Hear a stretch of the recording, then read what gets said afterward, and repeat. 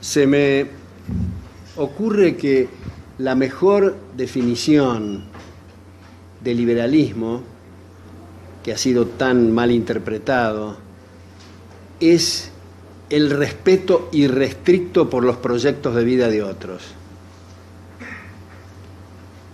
Esto implica que el uso de la fuerza va a ser solo con carácter defensivo y nunca ofensivo. Y la prueba o el test no es la tolerancia con las personas que comparten nuestro proyecto de vida, sino las personas que disienten con nuestro proyecto de vida. Solo en este contexto se puede recurrir a la fuerza cuando hay lesión de derechos de terceros. Ahora, en este contexto me parece que es importante que el liberal considera, y de otras corrientes de pensamiento también eventualmente coinciden en esto, que el conocimiento es un proceso de prueba y error que no tiene término. Nunca hay algo cerrado y terminado. Karl Popper nos enseña que el conocimiento tiene el carácter de la provisionalidad y está abierto a refutaciones. Cada nueva refutación significa un avance en la ciencia y un avance en el conocimiento.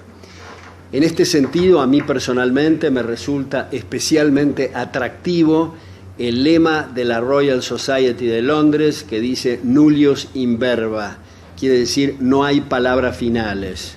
Esto viene de un verso de Horacio. Y en este sentido, la ideología es algo absolutamente antitético al espíritu liberal. Ideología no en el sentido inocente del diccionario, de conjunto de ideas, ni siquiera en el sentido marxista de falsa conciencia de clase, sino ideología en el sentido de algo cerrado, algo terminado, algo dogmático. Esto es antitético al concepto liberal. Y acá viene un asunto que me parece de interés. Hay algunas personas que con la mejor de las buenas voluntades considera que es liberal en lo político, pero no en lo económico. Acá quiero hacer una distinción. Cuando se habla de liberalismo en lo político, quiere decir que se adhiere a marcos institucionales que son compatibles con la sociedad abierta. Y si se dice que se es liberal en el campo económico, hay aquí una contradicción, porque lo político o lo institucional es el continente y lo económico es el contenido. Entendiendo por económico, también me parece importante subrayar no solo la concepción neoclásica de algo con ruido a metal y puramente crematístico, sino en el sentido de Ludwig von Mises, de económico como asimilable a la acción humana. Esto es, que todos estamos usando determinados medios para el logro de determinados fines. Esto es, en el proceso y en la investigación económica se vio que no hay diferencia esencial en el proceso y en las características de la acción cuando tiene como meta o como objetivo final lo material respecto a lo no material. En todo caso, no tiene sentido decir yo respeto la libertad en el campo político, pero cuando la gente quiere utilizar el fruto de su trabajo para comprar o abstenerse de comprar, se dice que eso no está permitido. Entonces, ¿qué sentido tiene el decir que se suscriben marcos institucionales respetuosos de la libertad? Quiero hacer otra aclaración que es muy importante, y es la diferencia de lo que quiere decir un liberal cuando está hablando de un empresario. Cuando está hablando de un empresario o de un comerciante, el liberal se está refiriendo a aquellas personas que para mejorar su patrimonio personal no tienen más remedio que atender las necesidades de su prójimo, sea vendiendo micrófonos, computadoras, mesas o lo que fuera. El empresario que da en la tecla, o sea, acierta en su conjetura respecto de lo que quieren los consumidores, gana, y el que no acierta, quiebra o disminuye sus ganancias. A mi juicio, una de las inmoralidades más grotescas de la historia económica de la humanidad han ocurrido en Estados Unidos con los llamados bailouts o salvatajes. Esto es, que los pequeños empresarios y los que no tienen poder de lobby se ven obligados a financiar bancos, compañías de seguros e industrias automotrices que han sido ineptas, irresponsables o las dos cosas al mismo tiempo. Entonces, cuando estamos hablando de empresario, estamos hablando de aquel que para mejorar su posición patrimonial debe servir a sus semejantes. No a los ladrones de guante blanco, a los varones feudales, a los cazadores de privilegios, que lamentablemente estamos en América Latina y en otras partes muy rodeados por esta característica. Si nosotros pudiéramos grabar una reunión de directorio de genuinos empresarios, la discusión va a ser entre temas de comercialización, de marketing, de administración, de finanzas, de personal, etc. Pero si pudiéramos grabar conversaciones de lobistas pseudoempresarios, de lo cual está bastante generalizado, como digo, nuestro mundo, las reflexiones serían: un fulano se dirige a otro, lo viste al secretario de Comercio, lo viste al ministro de Economía, le mandaste flores al senador tal, al diputado tal. Son lobistas, no son empresarios. Como no queda bien para su estatus social el robar a mano armada y sacarle los muebles al vecino, lo hacen a través del gobierno. Siempre que se habla de mercados cautivos, de protecciones arancelarias, de privilegios de distinta naturaleza, esto afecta gravemente al consumidor. Otro punto que quiero hacer, que es muy caro y muy central al espíritu liberal, es no adherir y más bien rechazar dos instituciones de nuestra época que son nefastas y sus políticas han resultado devastadoras para el mundo libre, y son el Fondo Monetario Internacional y el Banco Mundial. ¿Qué hacen estas dos instituciones? Son, como ha dicho Melvin Krauss, como ha dicho Karl Brunner, como ha dicho Peter Bauer, como ha dicho la propia Anna Schwartz, que escribió con Milton Friedman Historia Monetaria de Estados Unidos, estas instituciones, estas dos instituciones, son responsables en gran medida de la existencia de aquello que se ha dado en llamar países del tercer mundo. ¿Qué quiere decir un país del tercer mundo? Si no somos racistas, quienes están en un país del tercer mundo no se caracterizan por sus etnias, ni se caracterizan por las latitudes geográficas, ni se caracterizan por las alturas, ni por las características de los continentes, sino por las políticas que sus gobernantes adoptan, que son precios máximos, empresas estatales, inflaciones monetarias, reformas agrarias, corrupciones galopantes, no existencia de división de poder, no independencia de la justicia. Esto es como muchos otros países, tal vez no calificados como países del tercer mundo. El ladrón de gallinas va preso, pero los grandes robos y manotazos al fruto del trabajo ajeno son impunes porque tienen relaciones con un poder judicial que no es independiente. Ahora, como todo esto en economía es siempre una cuestión de incentivos, imaginemos esos gobiernos que adoptan estas políticas, que se les fugan los mejores cerebros, que se les fugan los capitales, y en ese momento llegan estas instituciones nefastas como el Fondo Monetario y el Banco Mundial con carradas de dólares a baja tasa de interés, con periodos de gracia más extendidos que los del mercado, lo cual consolida y reafirma los regímenes corruptos de estos países del tercer mundo.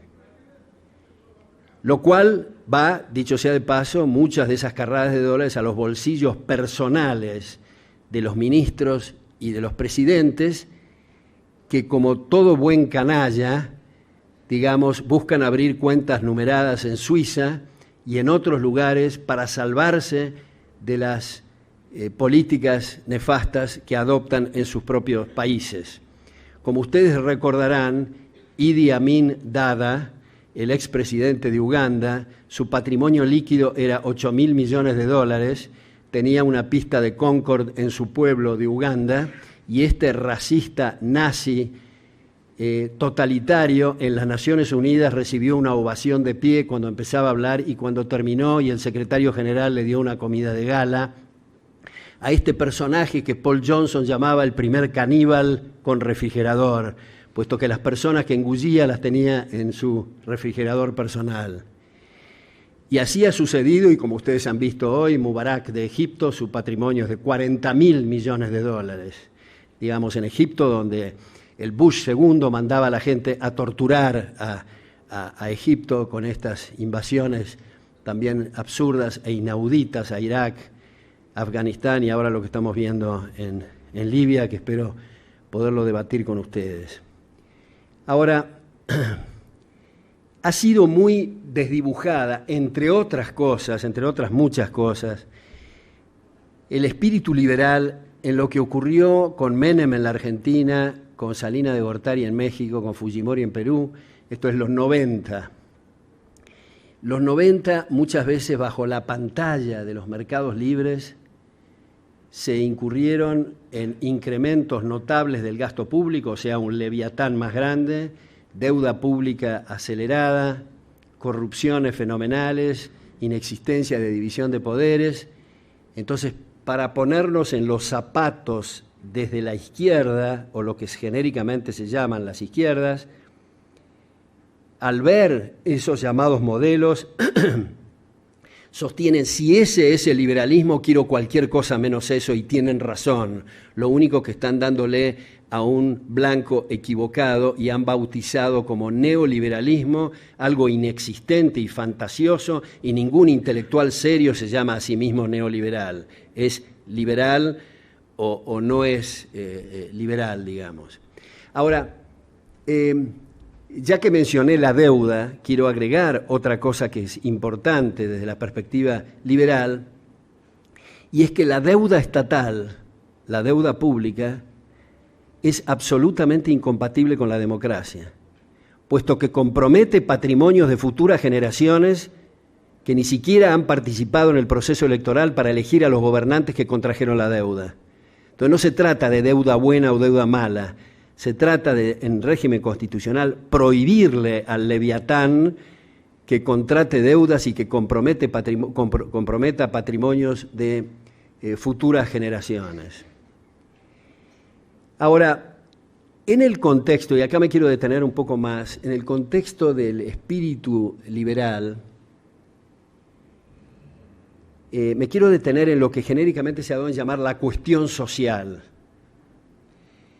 que en realidad es lo más delicado y lo más importante de estas elaboraciones, porque cuando se arman estructuras de distinta naturaleza, el objetivo central tiene que ser el bienestar del hombre, si no, no sirve para nada lo que estamos diciendo. Entonces quiero empezar este análisis sujeto a debate con ustedes, y insisto en hacer de abogado del diablo si es que estuvieran de acuerdo, si no están mejor a los efectos del debate, tocar dos temas, tocar el tema del desempleo y tocar el tema de los salarios. Mi tesis, o la tesis liberal, es que si hay acuerdos libres y voluntarios entre las partes, no hay tal cosa como desempleo nunca, bajo ninguna circunstancia, no importa el grado de pobreza más brutal o de riqueza más exorbitante. Nunca va a haber desempleo involuntario. Esto es, el desempleo voluntario no interesa. La persona que se está rascando, vive de rentas o está de vacaciones, en fin, ese no es el problema. El problema es las personas que ofrecen su trabajo y no encuentran dónde hacerlo. Esto es un drama, esto es una tragedia, no solo para el desempleado, sino para toda la economía, puesto que va a contar o se va a contar con una fuerza laboral menor. Y esto tiene consecuencias en el nivel de vida. Supongamos que los que estamos en este cuarto, en esta aula, todos, llegamos como náufragos a una isla donde no hay fuentes de trabajo y llegamos sin ningún recurso. Seguramente entre nosotros no diríamos seriamente, ahora que no hay fuentes de trabajo, podemos descansar. Nos vamos a dar cuenta enseguida que no nos alcanzan las horas del día ni de la noche por todo lo que tenemos que hacer para sobrevivir. Unos se treparán a los árboles para obtener cocos, otros pescarán, otros harán otro tipo de actividades y están todos empleados y están intercambiándose los salarios en términos de peces o en términos de cocos. Desde luego alguien puede decir, bueno, pero en esa isla podemos imaginarnos que los salarios van a ser miserables y muy bajos. Es cierto, pero ese es otro tema que vamos a pasar enseguida. Estoy hablando solo del desempleo. Bueno, pero en un país muy pobre los salarios pueden ser 20 platos de frijoles al mes. Es cierto, nadie dijo que el salario tiene que ser monetario, pero mi punto es que no hay desempleo si hay arreglos libres y voluntarios. Ahora, como he puesto este ejemplo el otro día, supongamos que yo llego a esta isla y he estudiado 20 años o 25 años para ser doctor en física nuclear y les ofrezco a ustedes y digo, yo ofrezco mi trabajo como doctor en física nuclear. Y ustedes me responden, mire, nosotros no sabemos qué es doctor, ni qué es física, ni qué es nuclear. Acá necesitamos a alguien que are con las uñas eventualmente para obtener trigo o lo que fuera. Si yo me empecino a ofrecerles el servicio de doctor en física nuclear, yo voy a estar desempleado, pero ese desempleo es voluntario. Cuando estamos hablando de relaciones sociales, interlaborales, lo importante es lo que ustedes necesitan de mí, no lo que a mí se me ocurre y ustedes tienen que necesitar. Entonces a mí, digamos, para poner un ejemplo un poco estrafalario, si ustedes quieren, supongamos que ahora, en este contexto y en este momento, yo les digo, les ofrezco mi trabajo como especialista en cuchicuchi. Ustedes me dicen, no sé de qué diablos está hablando este fulano, pero en fin, eso no, si yo me empecino en ofrecer mis labores como cuchicuchense, voy a estar desempleado y tengo todo el derecho de hacerlo y todo el derecho de insistir en que quiero que me tomen como cuchicuchense, pero voy a estar desempleado. Cuando estamos hablando de desempleo involuntario, estamos hablando nuevamente de relaciones libres y voluntarias entre las partes. Ahora, ¿cómo es entonces? Porque claro, los estudiantes de economía que lo tienen más claro, digamos, eventualmente que otros, en realidad estamos hablando de economía, estamos hablando de precios y estamos dando cátedras de economía porque los recursos son escasos y las necesidades son ilimitadas. Si los recursos crecieran en los árboles y hubiera de todo para todos todo el tiempo, no habría necesidad de hablar, la palabra derroche no tendría sentido, asignación de recursos tampoco, precios tampoco. Sin embargo, dado que hay recursos escasos y necesidades ilimitadas, tenemos que contemplar que el recurso por excelencia es el trabajo. Y no estoy diciéndolo solamente por excelencia, porque se trata de seres humanos, sino porque no se concibe la producción de ningún bien ni la prestación de ningún servicio sin el concurso del trabajo. Entonces, es el recurso escaso por excelencia. Entonces, ¿cómo puede ser que se hable de desempleo? Acá por el principio de no contradicción hay algo que falla. No puede sobrar y faltar al mismo tiempo. El desempleo quiere decir que sobra. Y no decimos que es escaso. Bueno, es que estamos diciendo que no hay desempleo o sobrante de trabajo si los acuerdos son libres y voluntarios entre las partes. Entonces, ¿cómo ocurre que en Guatemala, en la Argentina, en Alemania y en Estados Unidos hay desempleo? Bueno, porque no hay arreglos libres y voluntarios. Porque aparece, y esto es algo que especialmente quiero debatir con ustedes, aparece ese absurdo hecho con muy buena voluntad, estoy seguro, pero en economía no importa la buena voluntad, solo importan los resultados, las llamadas conquistas sociales. Esto es, por ejemplo, salarios superiores a los niveles de mercado, y ahora vamos a decir qué quiere decir superiores a los niveles de mercado. Si los salarios son 10 y se pone un salario mínimo, o lo que hacemos en nuestra cama, digamos que se llama el resultado salario familiar, o cualquiera de las otras cosas, el hecho de si la sumatoria de esas llamadas conquistas sociales es superior al salario de mercado, la gente se queda sin trabajar. Vamos a poner este ejemplo. Supongamos que el gobernante actual de Guatemala decide en un acto de gran sensibilidad social de poner los salarios de todos los guatemaltecos a $40.000 mensuales, y supongamos que funciona el control de policía para que nadie pueda contratar abajo de $40.000. ¿Qué hizo el gobernante en la práctica? Los condenó a todos los guatemaltecos a morirse por inanición. Ahora, el salario mínimo y demás conquistas sociales habitualmente no son $40.000 mensuales, es muy poco por encima del salario de mercado, o sea que la gente que más necesita trabajar se queda desempleada. El gerente general, el gerente de finanzas, el gerente de personal de la empresa no se enteran del tema ni les importa, a menos que la conquista social supere sus ingresos, porque entonces sí se van a enterar porque ellos no encuentran empleo.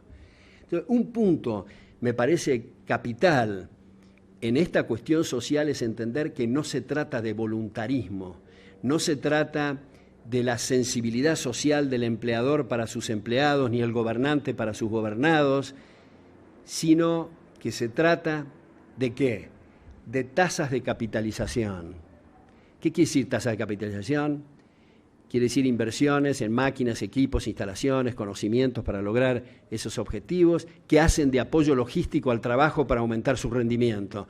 No es lo mismo arar con las uñas que arar con un tractor. No es lo mismo pescar a cascotazos que pescar con una red de pescar. Esos son equipos de capital que permiten mayores ingresos por unidad de tiempo.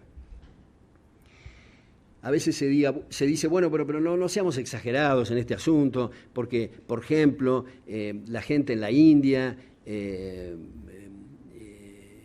es, digamos, menos trabajadora que la gente, que los alemanes, que son más estructurados, que trabajan más. Eso es exactamente al revés. El agricultor alemán, trabaja con tractores con aire acondicionado, con música, en fin. Tienen una alta productividad, sus jornadas laborales son más cortas y ganan 600 veces más que su colega en Calcuta, que trabaja 14 horas con moscas en la frente. ¿Y cuál es su equipo de capital? Un palito, y esa es la diferencia. No se trata de más bondad, menor bondad, ser agarrado, no ser agarrado, se trata simplemente de tasas de capitalización.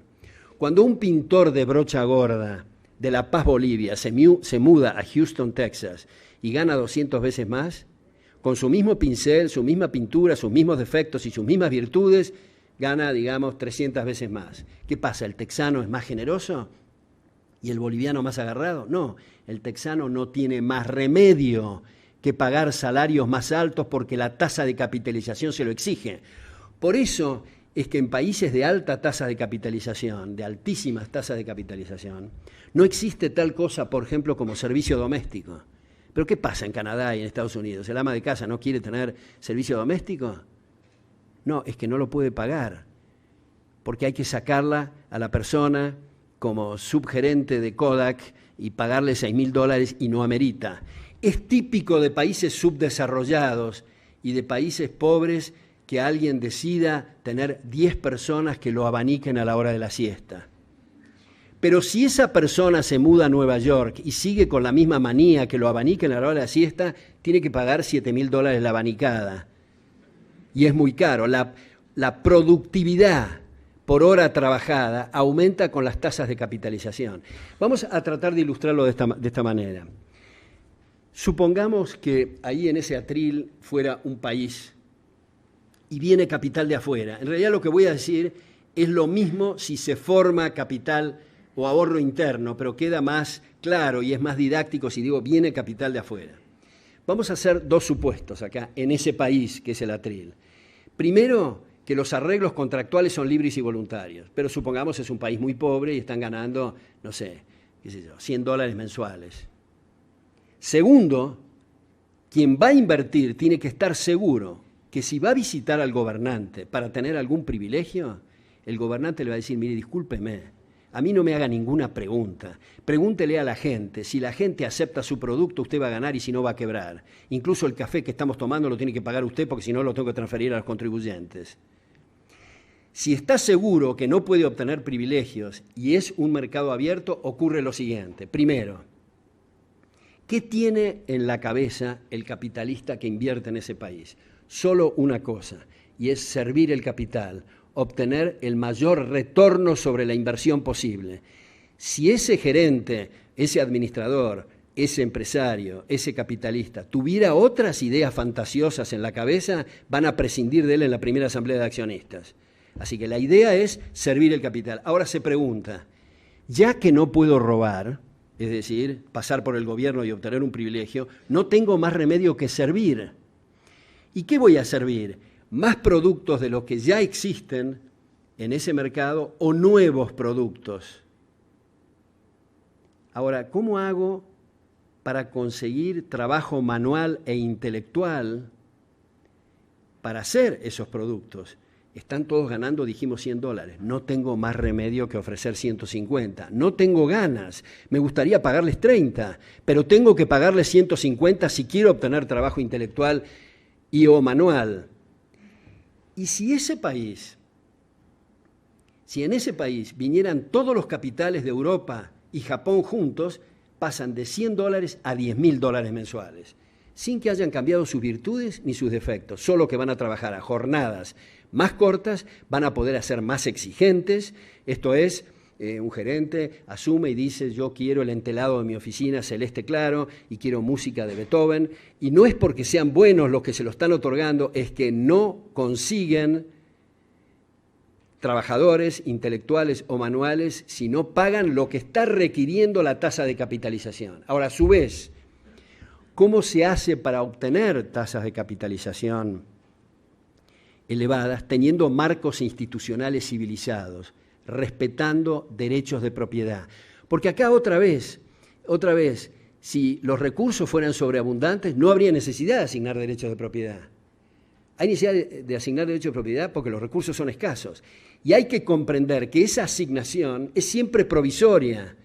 El consumidor, el que está vendiendo chicle o el que está vendiendo cocos o lo que fuera, tiene que estar atento a lo que la gente está demandando. Si hay un cambio en la demanda, un cambio en la moda, un cambio en los gustos, un cambio en las preferencias, tiene que adaptarse ese empresario y si no se adapta, tiene que quebrar o ganar menos. Entonces, el cuadro de resultados es clave para esa asignación de recursos.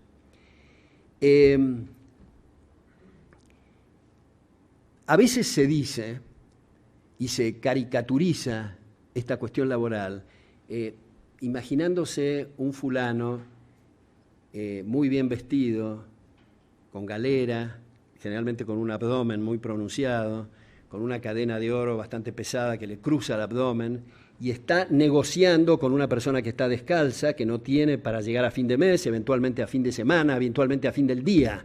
Y se dice, pero no me digas seriamente que vos vas a permitir que se negocie entre estos dos fulanos. Es que ahí hay un error tácito, implícito en este razonamiento, y es que es absolutamente irrelevante cuál sea el patrimonio líquido neto o cuál sea el volumen que tiene depositado en cuenta corriente las partes. Lo importante es cuál es el salario de mercado. Por ejemplo, supongamos que George Soros sea el más millonario de la comunidad y llega a determinado lugar en Uruguay y pregunta, ¿cuánto cuesta pintar mi casa? Y le dicen 10.000 pesos. Pero yo como tengo una cuenta corriente muy abultada y además un patrimonio neto fenomenal, voy a pagar 500. Bueno, no pinta su casa. Por definición, si el salario de mercado es 10.000, las tasas de capitalización están exigiendo 10.000, no pinta su casa. Importa nada cuál sea su patrimonio. No importa si está quebrado o si gana muchísimo, tiene que pagar 10.000 si va a pintar su casa. Hay un elemento que también, estas cosas en general están hechas con el mejor corazón y el mejor espíritu, pero otra vez lo que importa cuáles son los resultados, no el espíritu con que se hacen estas políticas. Y es el establecimiento del impuesto progresivo. Se dice, bueno, es lo lógico arrancarle más recursos a los que más tienen, en fin.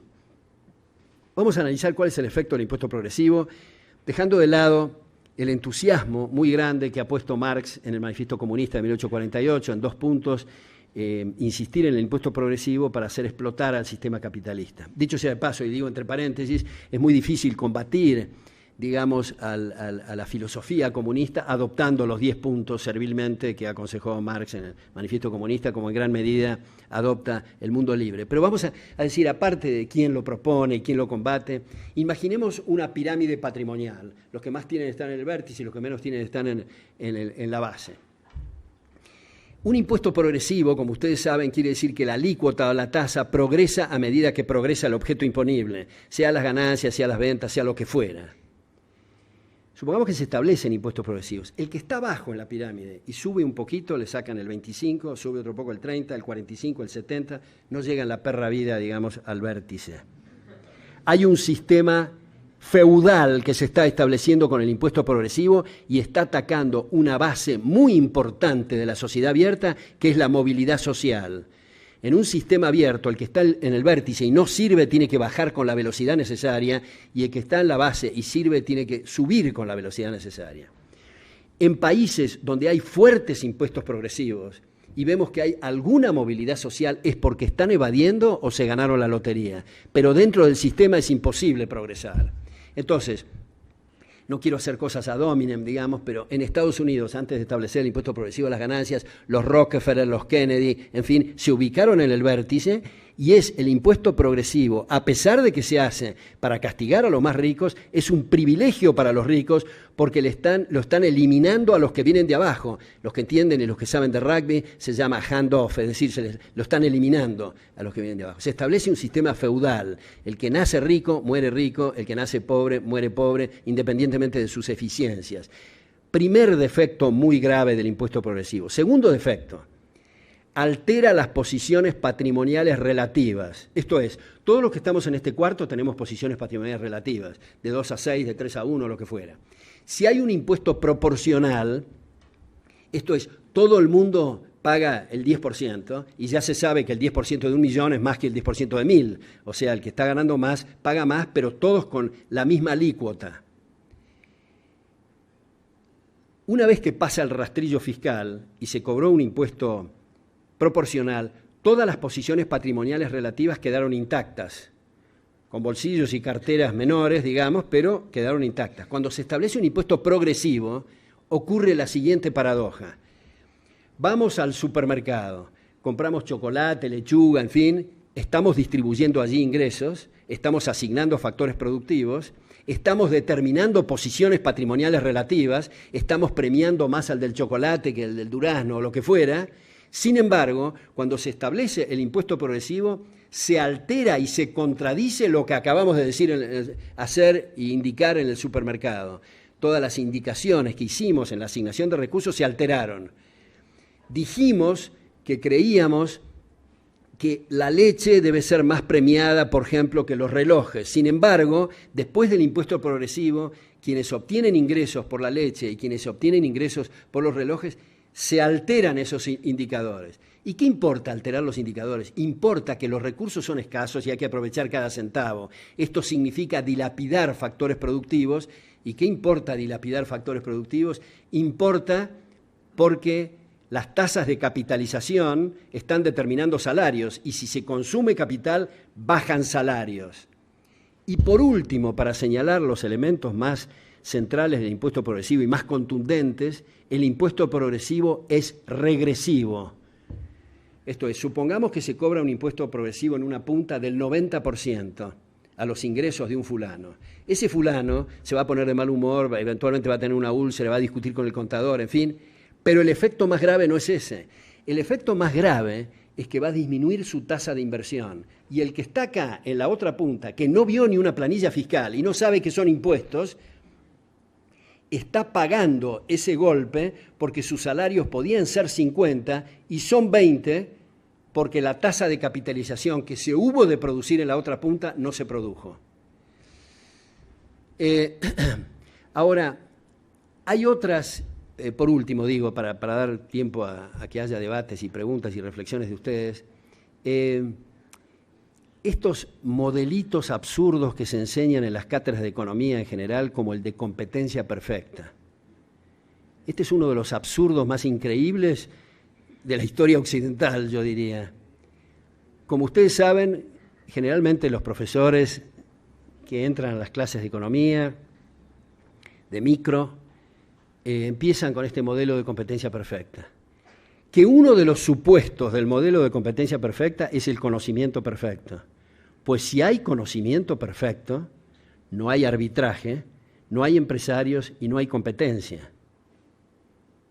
Esto es algo que debería de ser borrado de las cátedras universitarias y los programas. Y es en este sentido interesante ver la biografía intelectual o la autobiografía intelectual de Raúl Prebisch, Capitalismo Periférico se llama, donde él dice, básicamente, los mejores años de mi vida, los más entretenidos los pasé en la Facultad de Ciencias Económicas de la Universidad de Buenos Aires frente al pizarrón con estos modelos.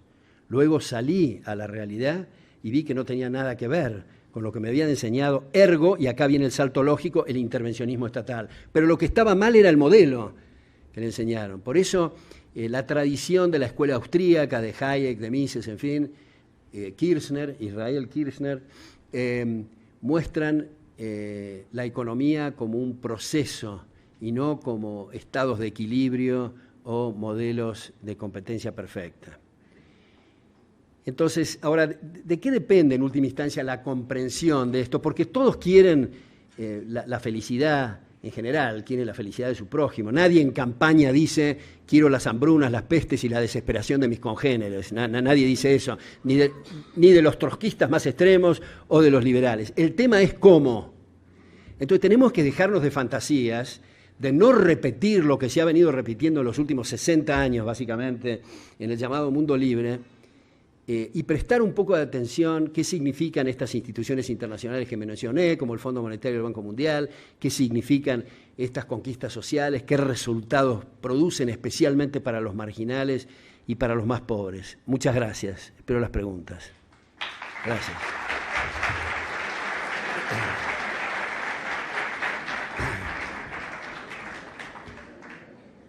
Sí, muchas gracias por la exposición, me pareció muy buena. Bueno, usted decía de que en el modelo de competencia perfecta no había competencia, pero es justamente eso lo que se fomenta en el modelo de competencia perfecta, que haya más competencia. Y al haber más competencia, bueno, lo contrario de competencia perfecta sería un monopolio, ¿verdad? Siga con la pregunta. Yo después y, bueno, los monopolios realmente es lo que, bueno, todos los países están en contra de los monopolios, incluso Estados Unidos y todos los países desarrollados saben que el monopolio lo que incentiva pues es a la desigualdad, al hecho de que pocas personas tengan y puedan elevar los precios debido a que no tienen competidores. Y entonces la competencia perfecta, en mi punto de vista, es buena para Guatemala y para toda sociedad, al igual que, por eso hay leyes antimonopolio, porque se necesita de que haya competencia para que los empresarios tengan esa regulación. Bueno, yo creo que no se ha manejado de la mejor manera poniendo pues tasas impositivas a productos, pero bueno, yo creo que aquí, ¿quién de nosotros compra un yate? Bueno, tal vez más de alguno, ¿verdad? Pero si tenemos, era un comentario, realmente no era, bueno, mi pregunta sería como, bueno, realmente yo apoyo el libre comercio, realmente, porque yo creo que incentiva a los empresarios a poder desarrollar. ¿Quién de nosotros tiene yates? Si nosotros cobramos un 300% de intereses por los yates, bueno, bajaríamos de que la gente aquí comprara yates, pero era un comentario, no sé si se pueden comentarios también. Sí, adelante. Sí, entonces, si nosotros ponemos tasas impositivas a los yates, pues es cierto, damnificaríamos a la gente que compra yates. Pero si por ese 300% de impuestos a los yates podemos bajarle un poco el impuesto al maíz, o impuesto al pan, al frijol. Ese era mi comentario. Bueno, le agradezco esa reflexión. Yo diría que lo podemos dividir en 4 puntos a eso. Uno, lo de la competencia perfecta otra vez, otro, el monopolio, el igualitarismo y el tema fiscal.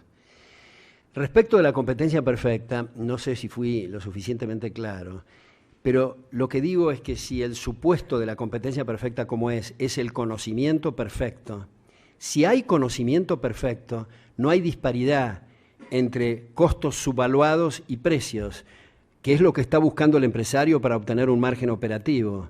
Si hay conocimiento perfecto de todos, los costos son iguales a los precios y no hay posibilidad de arbitraje. Por lo tanto, hay inexistencia de empresario. La actividad empresarial es que está estimando que los costos están subestimados en términos de los precios finales y conjetura que va a sacar partida por la diferencia. Si hay conocimiento perfecto, eso desaparece. Por eso no solo no hay competencia, sino que no hay empresarios, no hay arbitraje.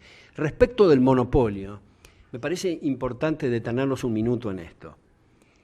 El problema gravísimo del monopolio es el monopolio legal, es el monopolio otorgado por la autoridad estatal, por el monopolio de la fuerza que llamamos gobierno, sea privado o sea estatal. Esto significa necesariamente que hay un perjuicio para los consumidores, puesto que si no hubiera existido ese decreto gubernamental que estableció el monopolio, el consumidor hubiera podido obtener una mejor ventaja o una ventaja mayor. Ahora, el monopolio no estatal, no legal, es una gran virtud. Hace a la esencia del progreso. Imaginemos nuestros ancestros, y todos venimos de las cavernas y de la situación más miserable, cuando no del mono. El individuo que descubrió el arco y la flecha, si hubiera habido una ley antimonopólica, no lo hubiera podido aplicar. Seguiríamos con taparrabos y garrotes si hay monopolio de la fuerza. El que está descubriendo un nuevo equipo electrónico o un nuevo programa, o el que está descubriendo un nuevo remedio, un nuevo fármaco, un nuevo producto farmacéutico, no lo podría hacer si hay leyes antimonopólicas. Leyes antimonopólicas significa que no puede haber progreso. Pero lo interesante del proceso de mercados abiertos es que si alguien es monopólico en el arco y la flecha o lo que fuera, y el mercado está abierto, cualquiera que considere que es muy provechoso ese reglón puede entrar a desbancarlo y a competir con él. Luego el tema del igualitarismo. Yo creo, como dice Robert Barrow, este profesor de Harvard, la gente se lo pasa haciendo cálculos, la Gini ratio para ver dispersión de ingresos y todo lo demás, pero lo importante no es el delta o la diferencia de ingresos, sino que se establezca un sistema en los cuales todos puedan progresar. La diferencia de ingresos las estamos haciendo nosotros en un mercado abierto. O sea, si le damos muchos recursos al que vende camisas, estamos haciendo una diferencia entre el que vende camisas y pantalones. Ese delta lo estamos estableciendo nosotros y es importante que así sea si consideramos que es una buena asignación de recursos. Desde luego que si observamos una serie de pseudoempresarios o varones feudales que aumentan sus patrimonios, o gobernantes o políticos que obtienen recursos mal habidos, esas diferencias de rentas y patrimonios son una injusticia fenomenal. Pero no es eso lo que estoy hablando, sino en mercados abiertos. Y por último, la cuestión fiscal que usted mencionaba. Lamentablemente, en estos sistemas, los gobiernos, que teóricamente son para proteger los derechos de los gobernados, tratan al contribuyente como si fuera una planta de un limonero, digamos, que hay que exprimir al máximo sin destruir la planta porque se quedan sin ingresos. Eso no es una forma de respetar al contribuyente. Entonces, hay una maraña brutal de impuestos, unos se superponen a otros, nadie entiende cuánto tiene que pagar y tenemos que caer en esa figura, en esa especie de esperpento que son los expertos fiscales. Expertos fiscales que se podían dedicar a actividades útiles si hubiera un sistema simple desde el punto de vista fiscal y cualquier persona entiende lo que tiene que pagar. Pero hoy día la mayor parte de la gente, empresarios, en fin, actividades lucrativas, tiene que hacer un seminario para entender cuánto tiene que pagar de impuestos y cuando termina de hacer el seminario tiene que hacer otro porque se reformó la ley fiscal. Entonces es un embrollo. El punto es cobrar la menos cantidad de impuestos que se pueda para tener excelente seguridad y excelente justicia, que es generalmente lo único que los gobiernos no hacen. Quisiera saber su opinión en 3 temas. En la primera, lo que dice usted, la política fiscal, la criticó con lo que dijo Marx, pero quisiera ver su opinión en lo que dijo Keynes, utilizarlo para regular el mercado, ya que usted mismo lo ha dicho, los modelos de competencia perfecta pues no sirven para nada, y más lo que tenemos en la realidad son monopolios, o sea, competencia imperfecta. Quiero saber esa es su opinión, ya que sería interesante saberlo bajo el punto de vista de Keynes. También quiero saber su opinión sobre, usted ha criticado también lo que era la reforma agraria, que era algo que venía en detrimento de la propiedad privada y también de la economía. Pero quisiera poner un ejemplo de Taiwán, que fue favorecido con los Estados Unidos y lograron hacer reforma agraria en Taiwán para poder desarrollarlo. Y miremos qué es Taiwán ahora. Y el tercer aspecto, ¿qué podemos hacer nosotros para verlo el empleo y el desempleo aquí en Guatemala cuando las posiciones son muy cerradas?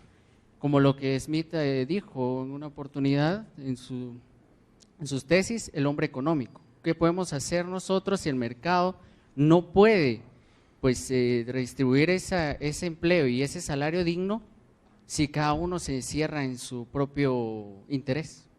Gracias.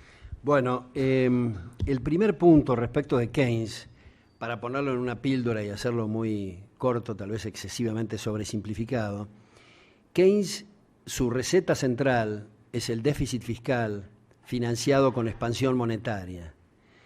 Eso significa inflación monetaria que perjudica muy especialmente a la gente más necesitada. Es lo que está haciendo, lo que ha hecho Bush segundo en Estados Unidos y lo que está haciendo Obama, monetizar la deuda. Ahora, la inflación monetaria, al revés o al contrario de lo que mucha gente dice, no es el aumento general de precios. El efecto de la inflación es la distorsión en los precios relativos. O sea, si todos los precios aumentaran en forma igual e uniforme con la expansión monetaria y los salarios también son un precio, no habría problema que los precios aumenten al 50% mensual, semanal o diario, si nuestros salarios aumentan al 50% diario, semanal o mensual. Tendríamos que llevar el dinero en carretillas, eventualmente corregir los libros de contabilidad y las columnas, eventualmente corregir las máquinas de calcular, pero no habría problema. La desgracia, el problema y lo contundente de la inflación monetaria es que distorsiona los precios relativos. Entonces, ese es el efecto, digamos, keynesiano.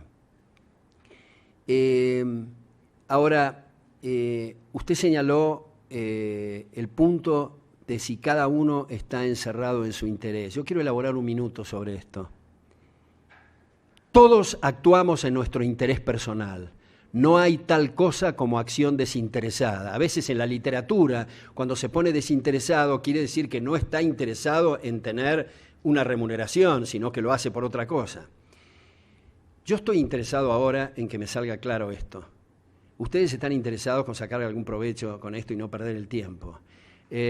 Estamos interesados cuando nos acostamos a la noche, eventualmente si no somos suicidas, en amanecer con vida.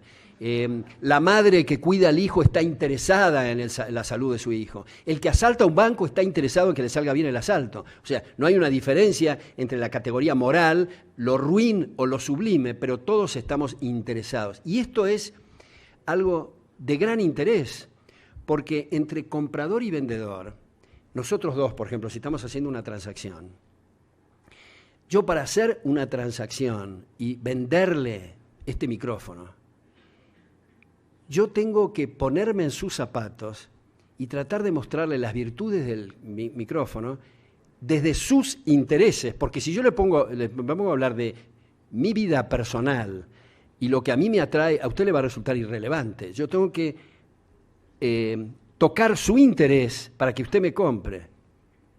Y si usted me vende algo a mí, también. Es decir, hay un interés entre el carnicero y quien está comprando. Por eso, observen ustedes, esta cosa muy atractiva es que cuando se hace la transacción, el carnicero y la señora o el señor que van a comprar, los dos se dicen recíprocamente gracias, porque los dos ganaron. Uno entregó dinero y el otro entregó carne. Ahora, quisiera tomar un minuto. Hay un periodista en Estados Unidos que se llama John Stessel, que a lo mejor alguno de ustedes lo ha visto, está en Fox News y en otros, en fin.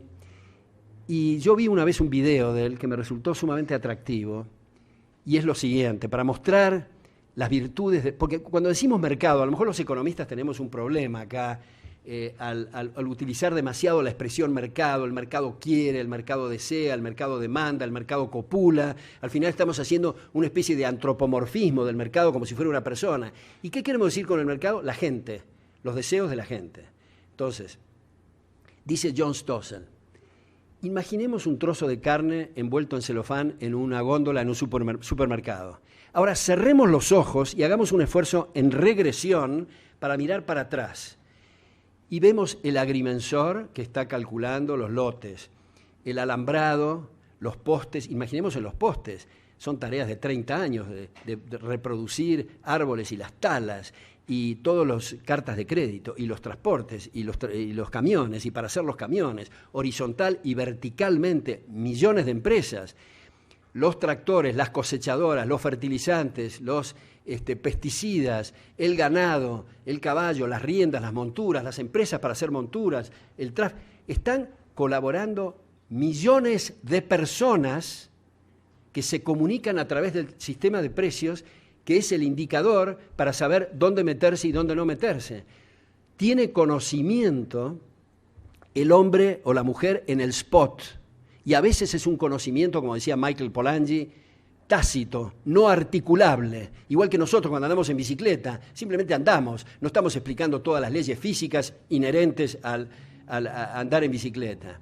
Y nadie estaba pensando en el pedazo de carne en la góndola. Sin embargo, oh milagro, está la carne después de millones de arreglos que se han hecho a través del sistema de precios. Ahora viene la arrogancia fatal, como diría Hayek, el socialista, el intervencionista que dice, no, un minuto, no podemos dejar a la anarquía del mercado, todo esto vamos a controlar. Y ahí desaparece el celofán, el pedazo de carne, la góndola y eventualmente el supermercado, hay escasez, no hay nada, desarticuló todo y concentró ignorancia. En lugar de permitir el conocimiento disperso y fraccionado a través del sistema de precios, concentró ignorancia.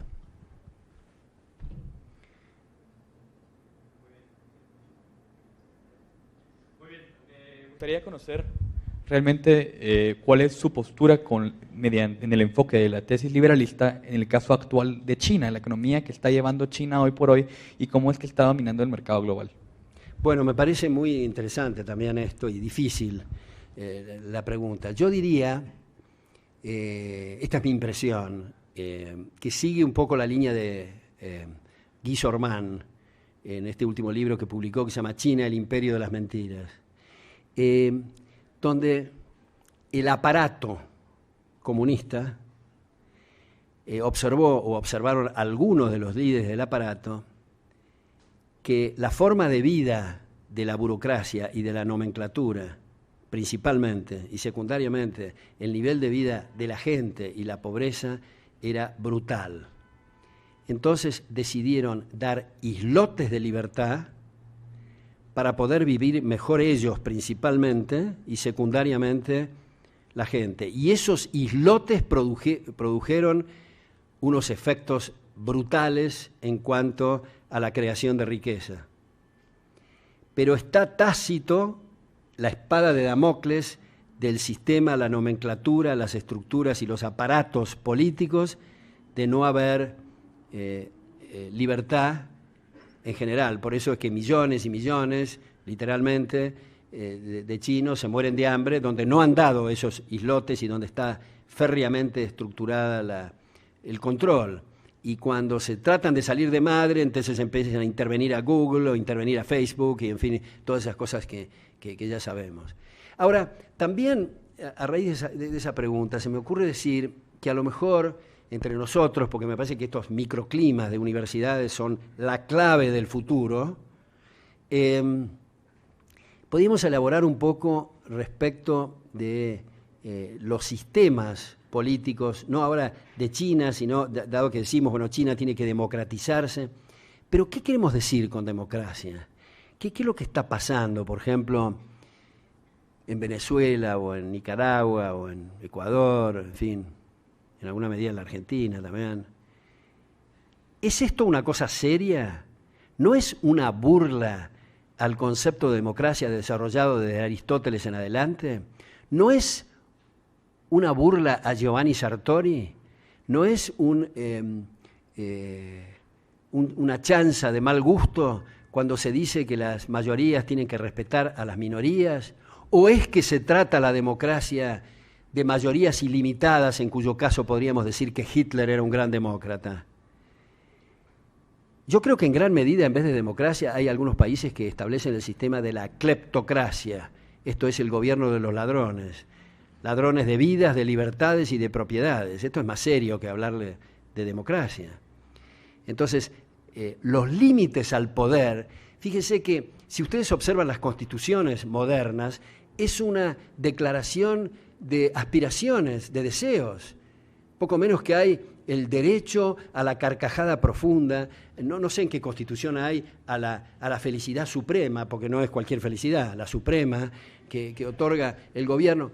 Fíjense ustedes, en Ecuador, la última asamblea constituyente, las huestes de Correa sugirieron incluir en la Constitución, por suerte la moción no prosperó, incluir en la Constitución el derecho al orgasmo de la mujer. Y había algunos individuos que no entendían y decían, ¿por qué no al hombre? Pero en fin, digamos, eso no es serio, eso es una cosa orwelliana. Eso es una cosa orwelliana. En realidad, cuando estamos hablando de un derecho, y esto me parece importante para los estudiantes de Derecho, pero también para economía, dado el avance de Law and Economics, ¿no? ¿Qué quiere decir un derecho?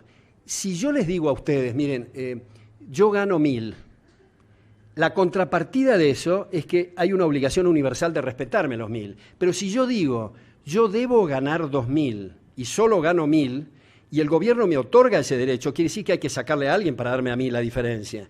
Y al sacarle a alguien se ha lesionado el derecho de él, por eso es un pseudo derecho. Y todos estos son pseudo derechos, no es el caso solamente de Ecuador, también es el caso de la Argentina, en Brasil. Hace relativamente poco, se derogó ahora, había una cláusula constitucional que establecía cuál debe ser la tasa de interés en términos reales. Esto no es una cosa seria. Y es increíble que todavía pueda servir de anzuelo para muchos decir, no sé, lo único que falta es decir, garantiza al gobierno que todos sean millonarios, pero no se puede, es una cosa que es infantil, es absurda, y desde la Carta Magna de 1215 en adelante, las constituciones han sido para limitar el poder. Sin embargo, acá se observa que los poderes son cada vez más ilimitados y discrecionales.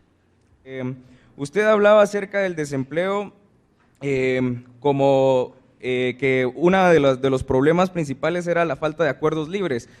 Y entonces mi pregunta es acerca del salario mínimo. Usted, para que yo lo comprenda mejor, bajar el salario mínimo o incluso abolir el salario mínimo implicaría ampliar entonces la oportunidad de que las personas se pudieran emplear. Esa es la primera pregunta. Y la segunda es acerca de la orientación que hay del trabajo. Usted dijo que el trabajo era un recurso escaso, pero que no existía como una orientación adecuada o no nos estamos preparando adecuadamente para cubrir las necesidades laborales que hay. Es decir, se nos prepara en base a lo que queremos nosotros ofrecer, pero no a lo que se necesita ofrecer en ese ambiente. Bueno, respecto del primer punto, no se trata de bajar el salario mínimo, se trata de eliminar eso que es una fantasía, como estoy diciendo. Realmente, si yo creyera, o si ustedes creen, que por medio de un salario mínimo se puede enriquecer a la gente, yo discutiría que se hagan esas negociaciones larguísimas para obtener el 15% o el 22.3%. No, yo haría el 7 billones % diario para hacernos millonarios de una vez, porque andar con cositas chicas. Pero lamentablemente no se puede, no es un tema voluntarista, esto depende de las tasas de capitalización. Respecto de la segunda parte, solamente para ilustrar esto del doctor en física nuclear y para poner énfasis en que tenemos que estar atentos a lo que los demás requieren de nosotros. Pero sé que hay mucha injusticia en esto, porque hay gente que observa que se necesita gente de tal profesión y hace esfuerzos y sacrificios notables para hacer esta carrera y resulta que después tiene que terminar manejando un taxi, digamos. Y eso es como consecuencia de sistemas nefastos que terminan distorsionando todos estos indicadores y produciendo un disloque fenomenal. Siento que no tengamos más tiempo porque he estado encantado con ustedes y espero haber tenido más tiempo para intercambiar ideas, pero ha sido un gran gusto para mí estar con ustedes. Muchas gracias. Gracias.